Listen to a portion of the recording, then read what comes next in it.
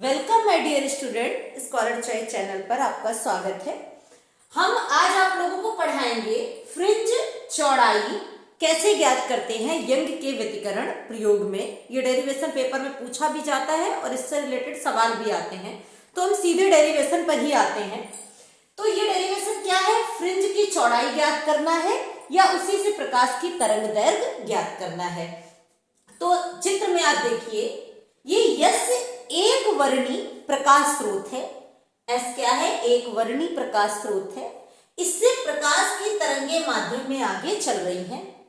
इससे बराबर दूरी पर S1 और S2 दो रेखा छिद्र हैं, जिनसे प्रकाश की किरणें जब माध्यम में आगे चलती हैं तो हाइगेंस के द्वितीयक तरंगिका के सिद्धांत के आधार पर, अब हाइगेंस का सिद्धांत और यंग के व्यतिकरण का प्रयोग आप पिछले वीडियो में देख सकते हैं।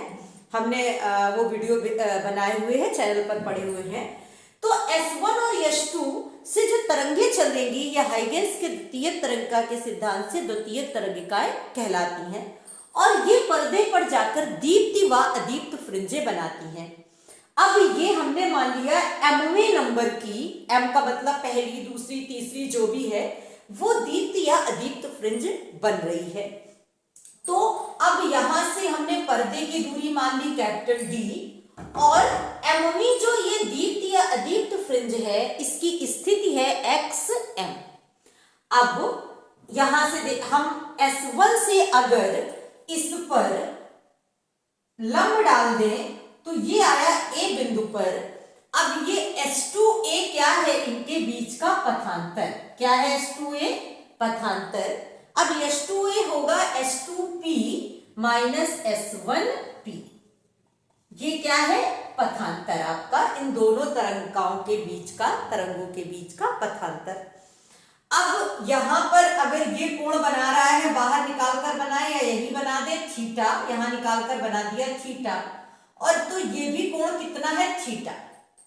इन दोनों त्रिभुजों को कौन से PCO व S1 S2A, इनको हम बाहर निकाल कर ऐसे दिखा रहे हैं आपको कि यहां पर ये PCO, तो PC यहां पे कोण थीटा है O, और त्रिभुज कौन है? S1 पर कितना है? थीटा, और यहां पर क्या है? S2 पर है 90 डिग्री, और ये क्या है? A पर है 90 डिग्री, और ये क्या है? S2। ये दोनों त्रिभुज आप देखिए, पथांतर क्या था? S2A, ये पथांतर था आपका, और ये क्या है? S1 S2 स्मॉल d, और ये दूरी कितनी है आपकी? C से O की दूरी है कैपिटल D। अब इन दोनों त्रिभुजों में देखिए तो आपको पता है, जब इनको हम कहेंगे तो लंब क्या हो जाएगा? दोनों समरूप त्रिभुज होने की वजह से इसका लंब बटे इसका लंब बराबर इसका आधार बराबर इसका आधार, या इसका कर्ण बराबर इसका कर्ण, ऐसे लेंगे तो क्या आ जाएगा? इसका लंब तो S2A बटे इसका लंब तो OP बराबर इसका कर्ण S1 S2, तो इसका कर्ण PC। अब S2A क्या है? आपको पता है, ये तो पथांतर है। O से P की दूरी कितनी है? XM, आपने मानी है mवी दीप्त या अदीप्त फ्रिंज की स्थिति है, और S1 S2 क्या है? Small d। अब एक चीज आप देखिए, ये दूरी अधिक होने की वजह से ये कोण बहुत सूक्ष्म है, तो PC और PO क्या मानेंगे आप? अप्रॉक्स में बराबर मान लेंगे। तो जो CO की दूरी है उसको हम किसके बराबर लिख सकते हैं? PC के। तो क्या हो गया? Capital D। तिरछा गुणा करेंगे तो XM बराबर D S2A और अपॉन स्मॉल d। ये क्या हो गई आपकी mवी दीप्त या अदीप्त फ्रिंज की स्थिति।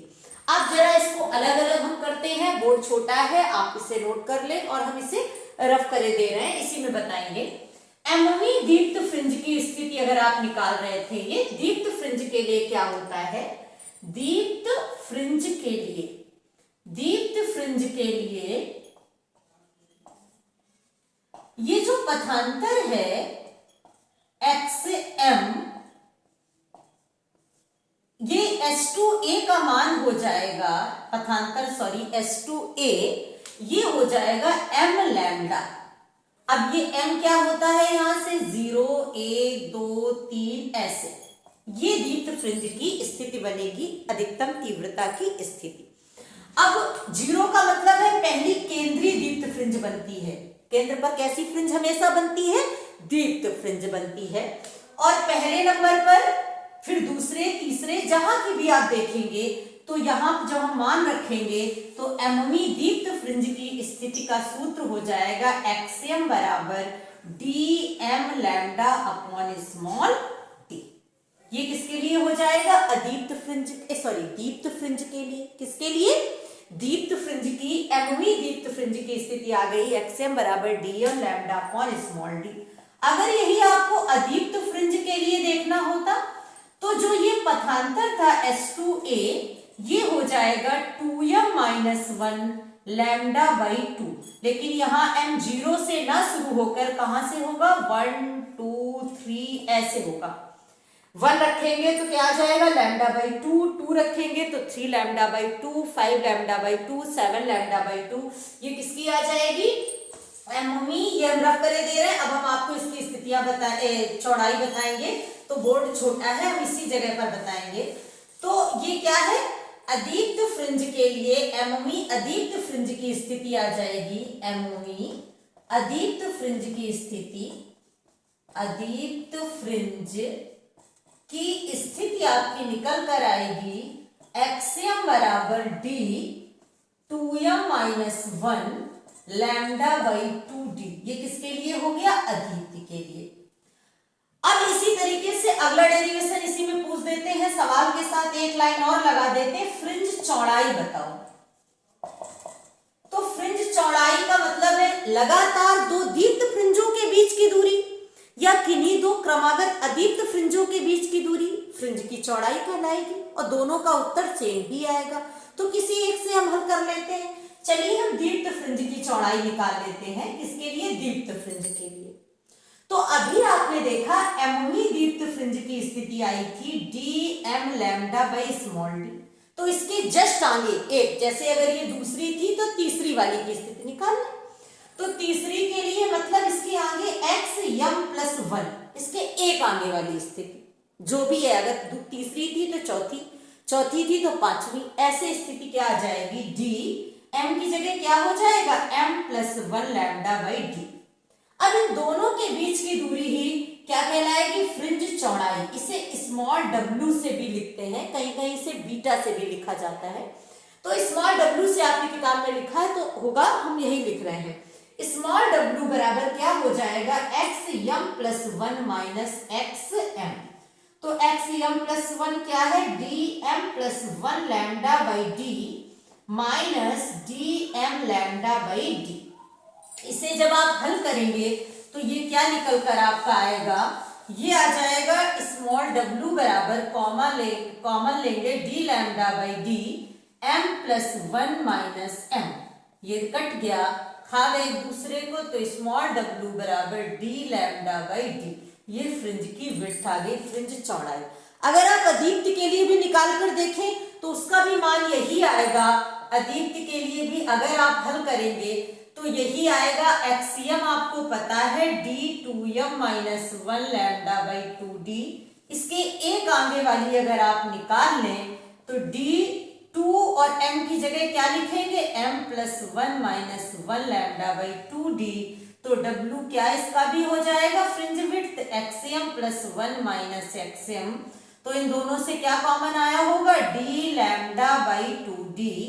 जब घटाएंगे तो क्या माइनस आया होगा, चाहे लिख लीजिए आप पूरा पूरा, d अंदर गुणा करा 2m plus 2 minus 1 lambda by 2d minus D 2m minus 1 lambda by 2d। इसे भी जब आपने हल करा होगा तो ये आएगा स्मॉल w बराबर डी लैम्डा बाई 2d, और ये क्या है 2m और 2 से 1 गया plus 1 minus 2m minus minus plus 1, ये खा गए तो डी लैम्डा बाई 2d, और ये है 2, 2 से 2 चबा गए, तो डी लैम्डा बाई डी। देखिए फ्रिंज की चौड़ाई दोनों के लिए बराबर होगी, जितनी दूरी पर दीप्त फ्रिंजें बनती हैं उतनी दूरी पर अदीप्त फ्रिंजें बनती हैं। ये है यंग के व्यतिकरण का प्रयोग से आपको फ्रिंज की चौड़ाई ज्ञात करना, प्रयोग से जो रिजल्ट निकला था उसी से। थैंक्स लास्ट तक वीडियो देखने के लिए, और आप लोग इसके सवाल लगाइएगा, जो सवाल आपको ना आए वो आप पूछिएगा।